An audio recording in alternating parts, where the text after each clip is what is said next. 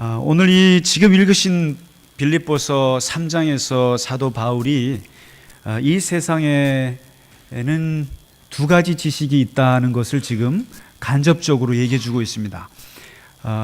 특별히 구약 신앙이죠. 기독교 신앙에서 아주 강조하고 또 강조했던 것이 바로 이 지식입니다. 우리는 보통 신앙생활하면 지식이 별로 중요하지 않다라고 생각하는데 사실 그렇지 않습니다. 선지자들이 외쳤고 예수님이 외쳤고 바울이 외쳤던 것 중에 가장 중요한 것 중에 하나는 바로 하나님을 아는 지식이었습니다. 그래서 끊임없이 구약의 성경에 유대인들은 하나님을 아는 지식을 위해서 굉장히 노력했습니다. 모세오경을 외우기도 했고 또 계명을 외웠고 또 머리에 달고 다니고 그리고 엄청난 성경을 연구하고 쓰고 공부하고 노력을 많이 했습니다. 그래서 어떻게 보면 기독교는 공부의 종교라고 할 정도로 그렇게 지식에 중요한 의미를 줍니다. 그래서 그것을 일컬어서 히브리어로 야다라고 합니다. 야다라고 하는 히브리어는 하나님을 아는 지식입니다. 하나님을 어떻게 쓰는지 알아라. 하나님을 맛보아서라도 알고 하나님을 공부해서라도 알고 하나님을 어떻게 해서든지 아는 것이 우리 신앙인들에게서는 매우 중요한 것이라고 성경 전반에 걸쳐서 강조합니다. 그런데 오늘 이 바울이 그 전통을 이어받아서 오늘 세상에는 두 가지 지식이 있다는 것을 얘기합니다. 그런데 이 바울뿐만 아니라 사실 실제로 그렇습니다. 세상에는 두 가지 지식밖에 없습니다. 크게 말하면 하나는 머리를 통과한 지식이 있고 하나는 몸을 통과한 지식이 있습니다. 그렇게 나눌 수가 있습니다. 머리로 이해하고 머리로 공부하고 머리로 암기해서 머리로서 들어와 있는 그 지식이 있습니다.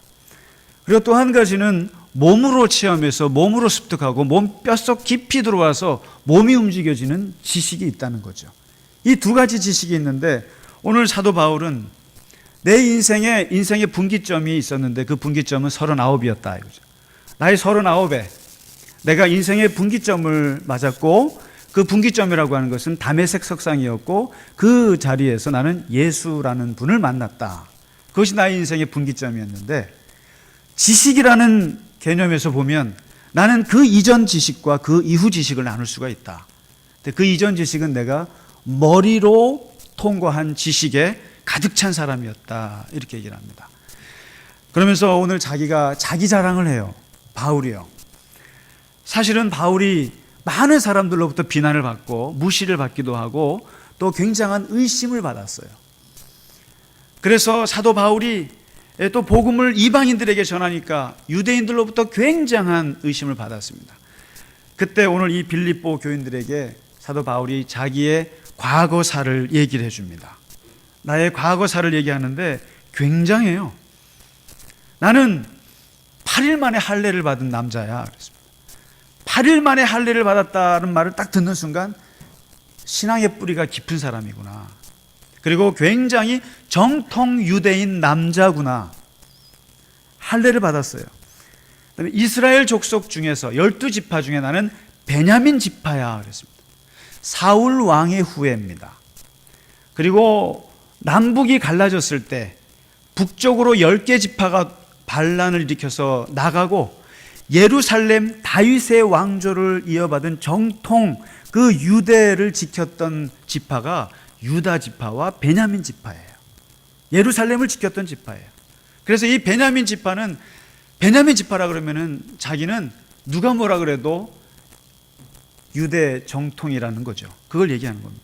그리고 히브리인 중에 히브리인이다. 내 비록 터키의 다소라고 하는 곳에서 재외동포로 태어났지만 그러나 내 뼛속 깊이 나는 히브리인이고 나는 혼혈이 아니라는 거죠.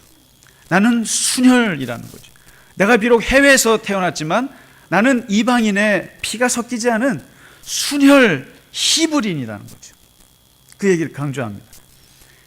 그리고 내가 학력으로 따지면 내가 바리새인 중에 바리새인이라는 거죠.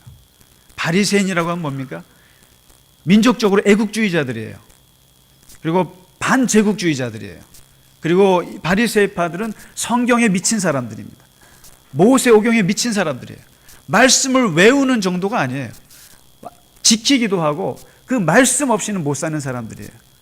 그것을 그것도 뽑아서 6천 명 고르는데 그 자리에 내가 들어간 사람이라는 거예요. 그것도 내가 어렸을 때 조기 유학을 예루살렘으로 와가지고 어렸을 때부터 그 바리새파에 들어가서 여러분 역조기 유학인 거예요. 그러니까 미국에서 태어났는데 한국 서울대학으로 유학을 왔다고요. 죄송합니다. 특정 학교를 밝혀서 죄송한데 유학을 와서 그 당시 최고의 가말리엘 그 학자 밑에서 공부했다 이거예요. 그러니까 나보고 말씀에 말할 것 같으면 율법으로 말할 것 같으면 말하지 마라 이거죠. 그리고 내가 율법을 얼마나 열정적으로 지켜왔는지 내가 했던 일은 이 율법을 지키지 않는 예수쟁이들을 내가 핍박하는 거였다 이거죠. 내가 그들을 핍박하고 교회를 핍박하는 그 열정은 누구도 못 따라왔다는 거죠. 그리고 마지막으로 자랑합니다. 율법의 의로 따지면, 윤리적인 의나 도덕적인 의로 따지면 나는 흠이 없는 사람이다. 이건 바울이 교만한 얘기가 아니에요. 진짜로 바울은 이렇게 살았어요. 정말로 율법에 정말 충실했어요. 내 39년 인생이 그렇게 말해준다는 거예요. 그러면서 자기가 얼마나 그렇게 대단한 사람인지를 얘기합니다.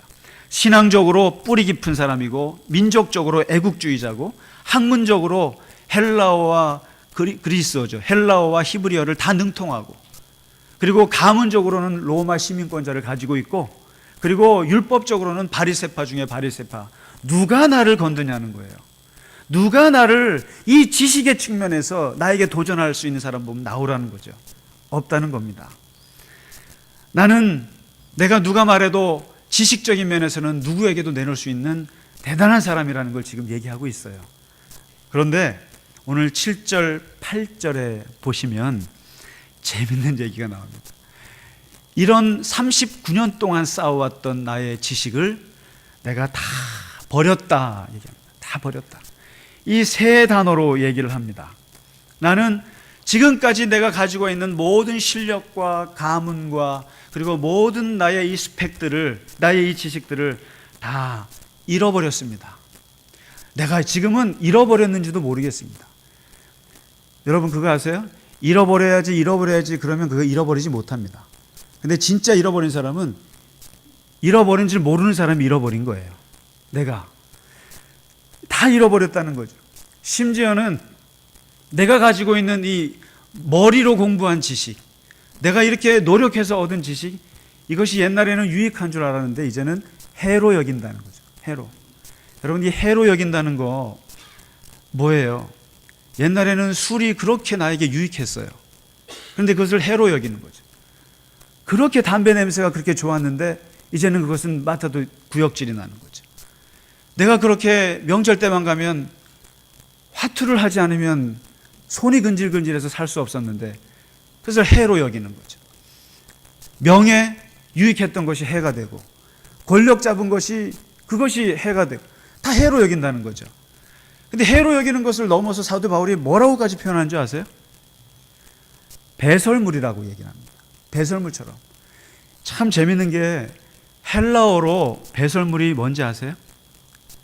떵이에요, 떵. 우리말로 뭔지 아세요?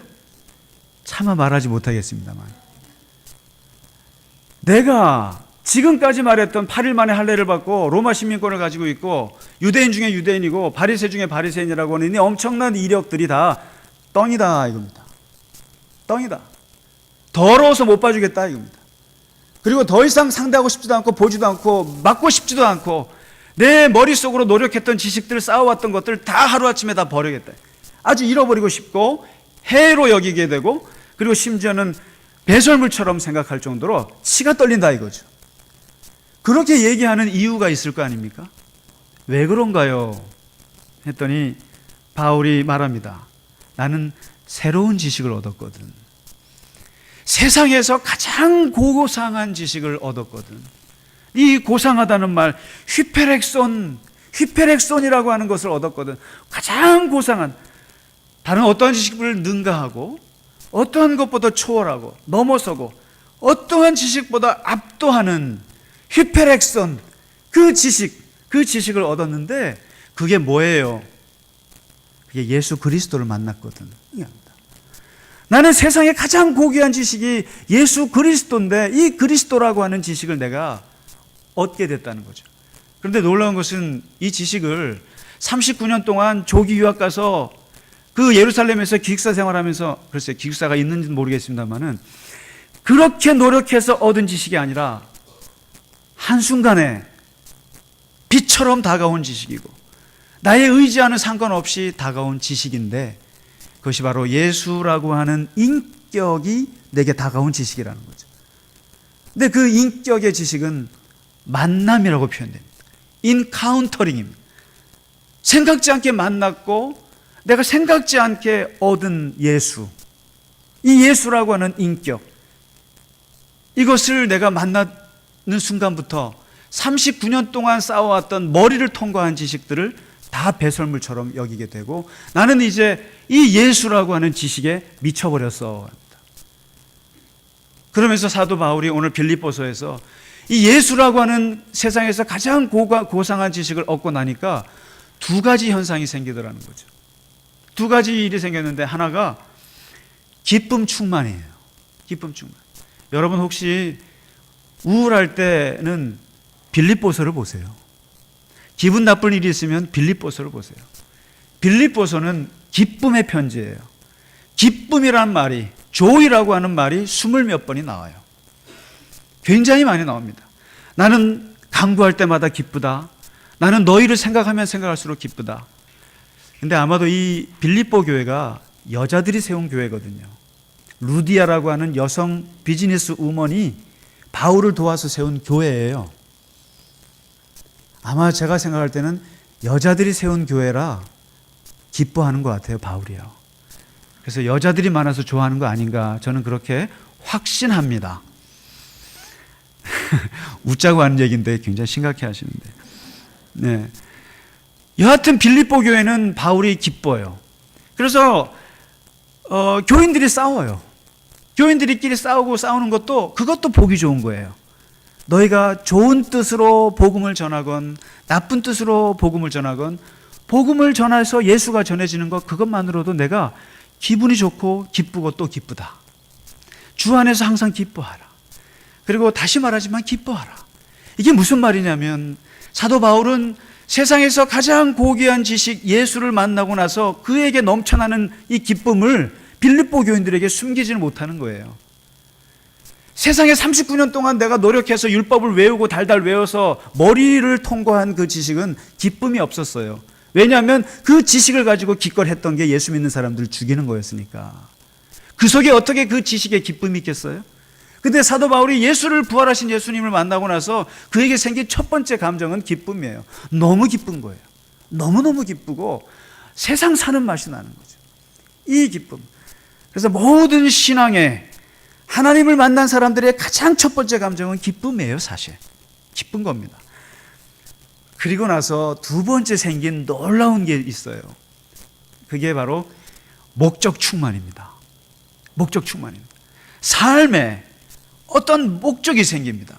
엄청난 목적이 생기는데, 오늘 사도 바울이 말하잖아요. 표대가 생겼다고 그럽니다, 자기는. 표대가 생겼다. 그 전에는 사람들을 죽이고 율법을 지키지 않는 사람을 정죄하는 맛에 살았는데, 이제 내가 몸으로 오신 예수, 몸으로 통과한 지식, 세상에서 가장 고귀한 인격이신 예수 그리스도를 내가 내 몸에 들이고 나서는 내가 삶의 표대가 생겼다는 거예요. 목적이 생겼다는 거죠. 그 목적이 뭐냐는 거예요, 사도 바울이. 그러면서 오늘 그 목적을 8절, 9절, 10절에 아주 간단하게 자기의 목적을 얘기를 합니다. 이게 뭐냐면, 내가 예수를 얻고 그 안에서 나를 발견하고 싶은 목적이 생겼다 얘기를 합니다. 이 말은 모든 사람들이 예수를 만나면 생기는 증상입니다. 예수를 안다고 하는 것은 나를 안다는 것이고, 예수를 안다는 것은 십자가를 안다는 것입니다. 그리고 예수를 안다는 것은 십자가 앞에 선다는 겁니다. 그래서 우리가 십자가 앞에 서면 두 가지를 깨닫게 됩니다. 뭘 깨닫느냐면, 첫째는 내가 죽었구나, 이제. 내가 진짜 비참한 존재구나. 내가 정말 더러운 존재구나. 이걸 하나 깨닫고요. 동시에 십자가 앞에 서면은 살았구나. 내가 진짜 소중한 존재구나. 내가 진짜 하나님 앞에서 괜찮은 존재구나. 이걸 느낀다는 거죠. 그래서 이것을 그 스위스의 유명한 신학자 칼 바르트는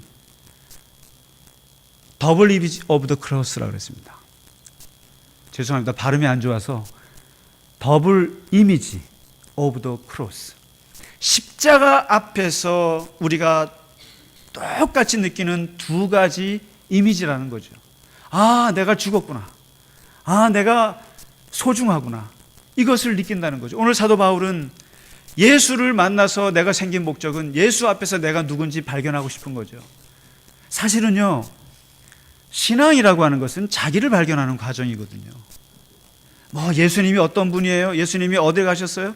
우리가 성서 현장 연수 가서 예수님이 어딜 이런 사실들을 아는 게 중요한 게 아니에요.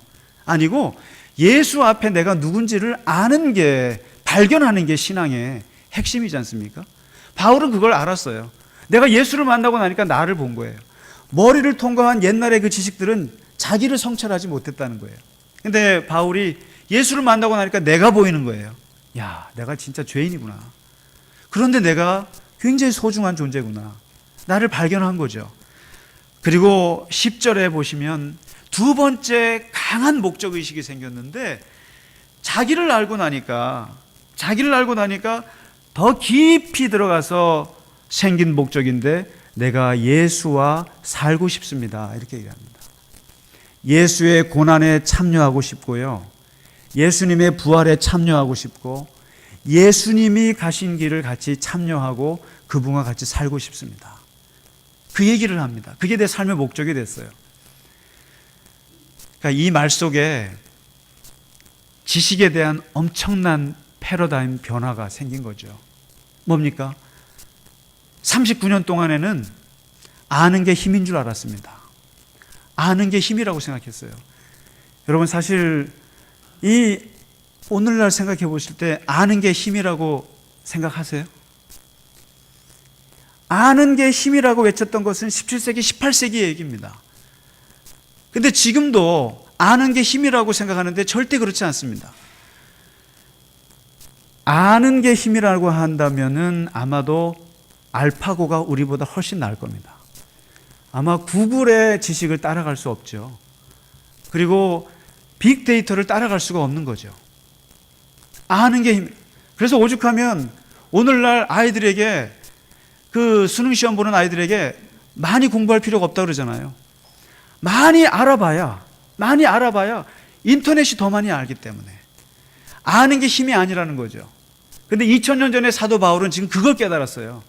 머리로 아는 지식, 공부해서 얻은 지식이 절대로 힘이 아니라는 걸 알았습니다. 왜냐하면 정말 중요한 것은 사는 게 힘이라는 걸 알았습니다. 사는 게 힘이다. 누구랑? 예수와 사는 게 힘이고, 예수와 동행하는 게 힘이고, 예수와 같이 사는 게 힘이라는 걸 알게 된 거죠. 그래서 사도 바울이 오늘 10절에서 얘기하는 거죠. 나는 예수와 사는 지식을 갖고 싶어. 나는 예수와 같이 체험하고 싶어. 이 얘기를 하는 겁니다. 그러면서 이 목적을 위해서, 이 예수와 같이 살기 위해서 오늘 12절부터 14절까지 그 방법을 말해주는데요. 이 방법을 오늘 같이 좀 나눴으면 좋겠어요. 사실은 지난주에 우리가 종교개혁 주일이었습니다. 종교개혁 주일이었는데, 사실은 우리가 종교개혁이라고 그러면 핵심은 여러 가지가 있지만 한 가지예요. 사실은 바울에게로 돌아가는 거였습니다. 바울에 대한 재발견이에요. 그러니까 루터가 바울을 새롭게 해석한 거예요. 행위로 구원받는 것이 아니고, 또 율법으로 구원받는 것이 아니고, 믿음으로 말미암아 구원받는다고 하는 그 사도 바울의 그것을 깨달은 게 종교개혁이거든요. 그런데 한 가지 여기서 오해가 있었어요. 마치요, 바울이 예수 믿고 구원받으면 그만이라고 생각하는 줄 알아요. 평생을 구원의 복음을 전하고 믿음의 복음을 전하고 이신 칭의를 전하다 보니까 한순간에 예수 믿어서 구원받았다. 그걸로 너는 자유를 얻었고 너희는 하나님 나라의 백성이 됐고 너는 천국에 갈 수 있다고 하는 이 복음을 너무 세게 얘기하다 보니까 사도 바울은 예수 믿고 구원받으면 끝나는 얘기만 했는 줄 알아요. 그런데 오늘 빌립보서에서 말하고 있는 사도 바울이 그게 아니라고 얘기합니다.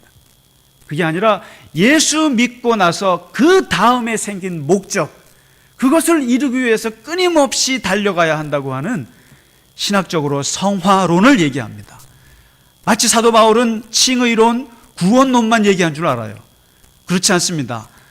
sanctification, 점점점 변화되고 점점점 하나님께 가까이 가고 점점점 내가 새로워지는 성화의 과정을 바울이 얘기하고 있다는 것을 사람들이 모르는데 오늘 그 얘기를 합니다.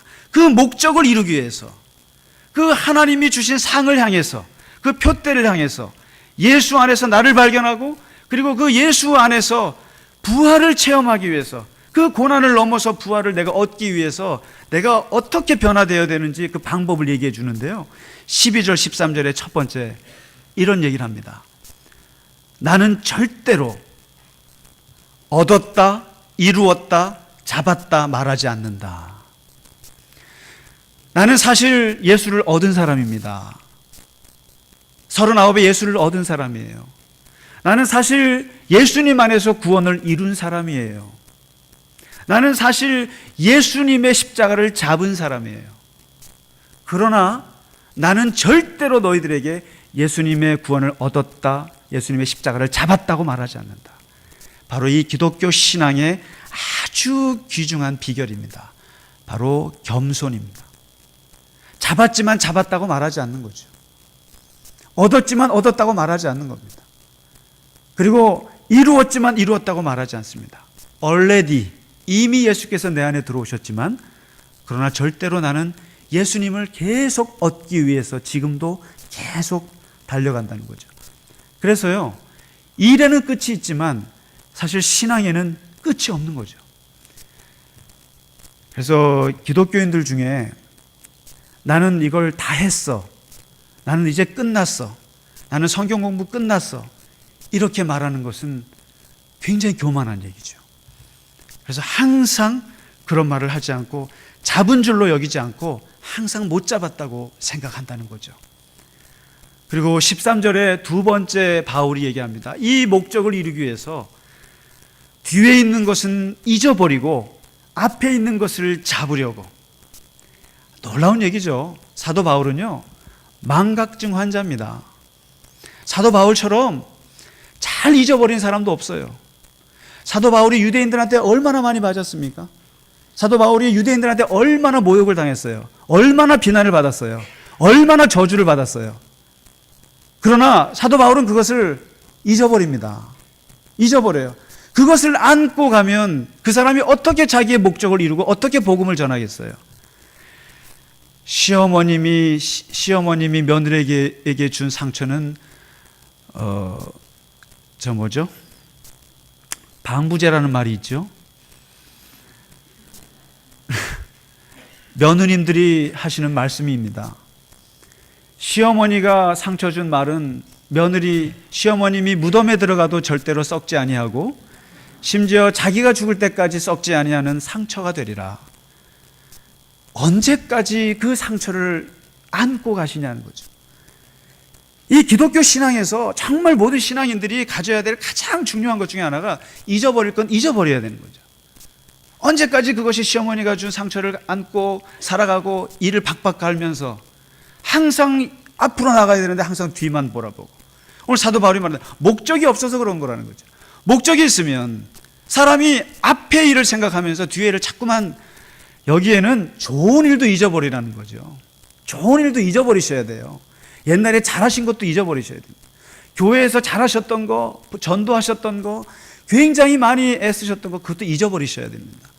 나쁜 거는 말할 것도 없고요. 자꾸 잊어버리고 앞에 있는 것을 보고 잡으려고 가라는 거죠. 그리고 마지막 14절에 사도 바울이 얘기해 주고 있습니다. 나에게는 표대가 생겼기 때문에, 예수 그리스도라고 하는 표대가 생겼기 때문에 그분 안에서 하나님이 위에서 우리에게 주실 상을 바라보면서 계속 달려가노라. 달려가노라.